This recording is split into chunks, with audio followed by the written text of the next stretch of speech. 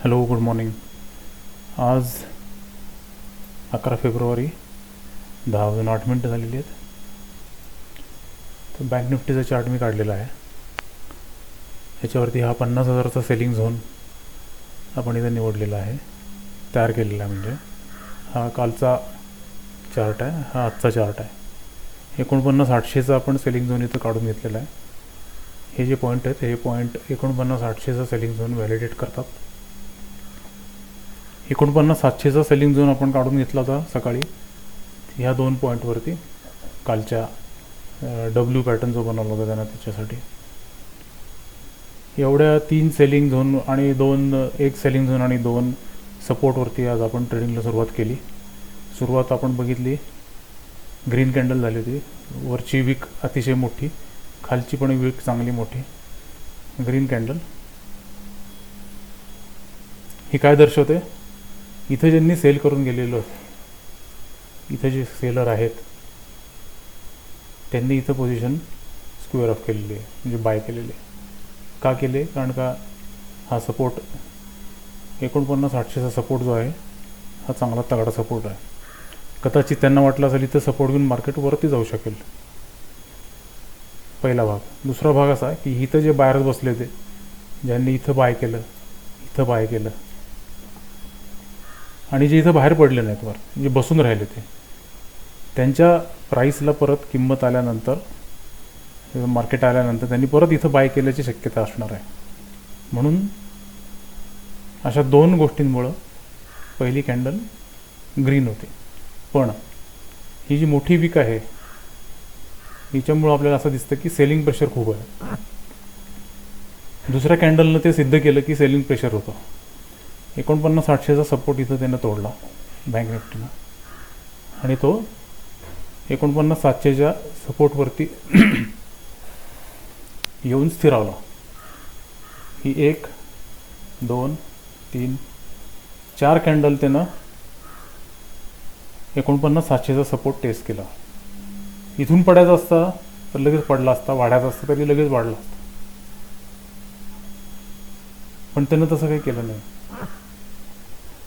5व्या कॅन्डलला 9:29 आपण इथं ग्रीन कॅन्डलवरती शॉर्टची एंट्री घेतली.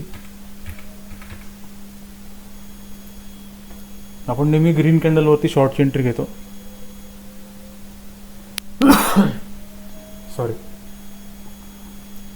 आणि रेझिस्टन्सला आपण नॉर्मली शॉर्ट करतो.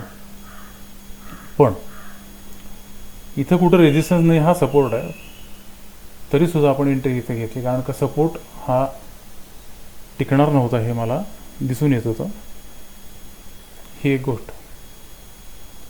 त्याच्यानंतर अजून एक जर का गोष्ट बघितली आपण, तर इथं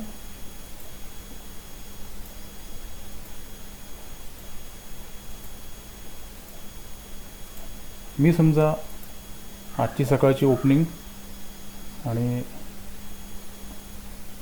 असं फिबो टाकला,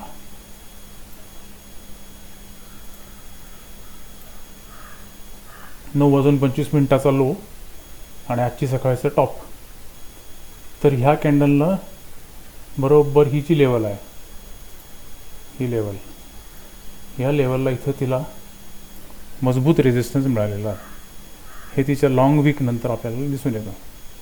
म्हणून आपण काय केलं, इथं रेझिस्टन्स होता, त्यामुळे ह्या रेझिस्टन्सवरती आपण शॉर्टची एंट्री घेतली 9:29 कॅन्डलवरती.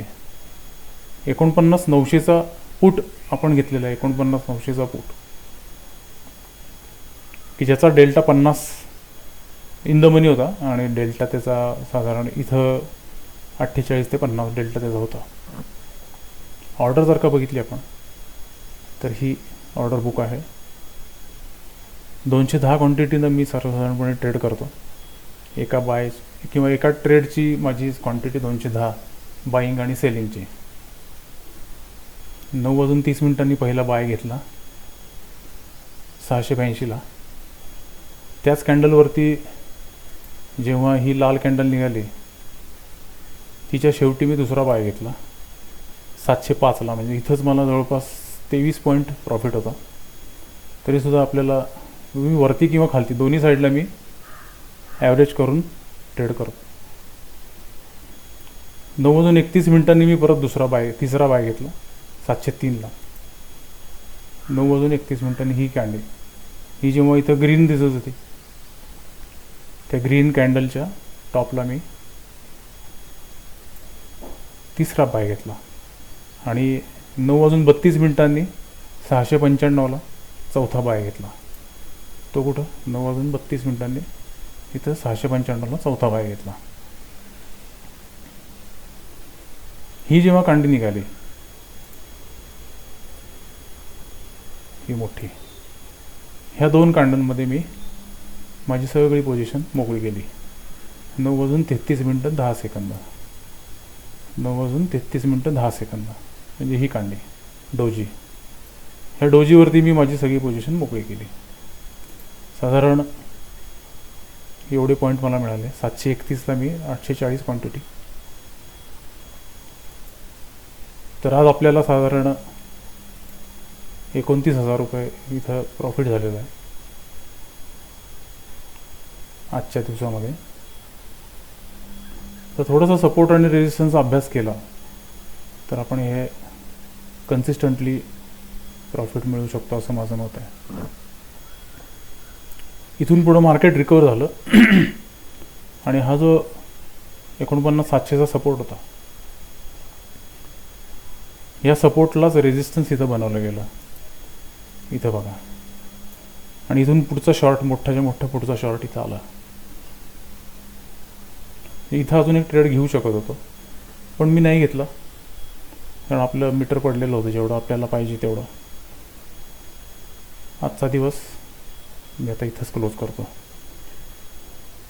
तर यात बघण्यासारखं काय आहे, आपल्याला शिकण्यासारखं काय आहे की सर्वसाधारणपणे बायर्स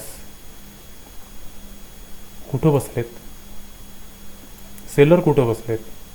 मार्केट जेव्हा गॅप डाऊन होतो, ओपन होतो, त्याला कोण अडकतं. आज जेव्हा मार्केट गॅप डाऊन ओपन झालं त्याला कोण अडकलं होतं. इथं जे बसलेले बायर्स होते ते अडकले. त्यामुळं आपल्याला त्यांच्या विरुद्ध ट्रेड घ्यायचा असतो कायम. जो अडकतो त्याच्या विरुद्ध ट्रेड घ्यायचा. म्हणजे बायर्स अडकले तर सेलिंगचा ट्रेड घ्यायचा, सेलर्स अडकले तर बाईंगचा ट्रेड घ्यायचा. ह्याला स्टॉप लॉस हंटिंग म्हणतात. इथे जे बायर्स बसले असतील त्यांचे स्टॉप लॉस साधारण इथं कुठेतरी पडले असतील, त्यामुळे त्यांचे स्टॉप लॉस इथे ट्रिगर झाले. ही जी लॉंग विक दिसते तुम्हाला ही त्याच्यामुळेच आहे. सेलिंग प्रेशर कशामुळे तयार झालं, हे जे बायर्स आहेत यांच्या स्टॉप लॉस ट्रिगर झाल्यामुळं. आणि दुसरे म्हणजे हे जे सेलर्स होते ज्यांनी काल इथं सेल करू शकले नव्हते, त्यांनी आज इथं मार्केट ओपन होताच सेल केलं. त्यामुळे सेलिंग प्रेशर वाढल्यामुळे ही वीक जी आहे ही मोठी वीक निघाली. तर हे तुमच्या जर का लक्षात आलं, सपोर्ट रेजिस्टन्स, बायर्स कुठं बसलेत, सेलर कुठं बसलेत, तर तुम्ही चांगले सेटअप मिळवू शकता आणि त्याच्यावरती ट्रेड घेऊ शकता. तर मी आजचा दिवस इथंच बंद करतोय. उद्या परत अशा पद्धतीचा व्हिडिओ घेऊन मी पुन्हा येईन. Bye bye. Thank you very much.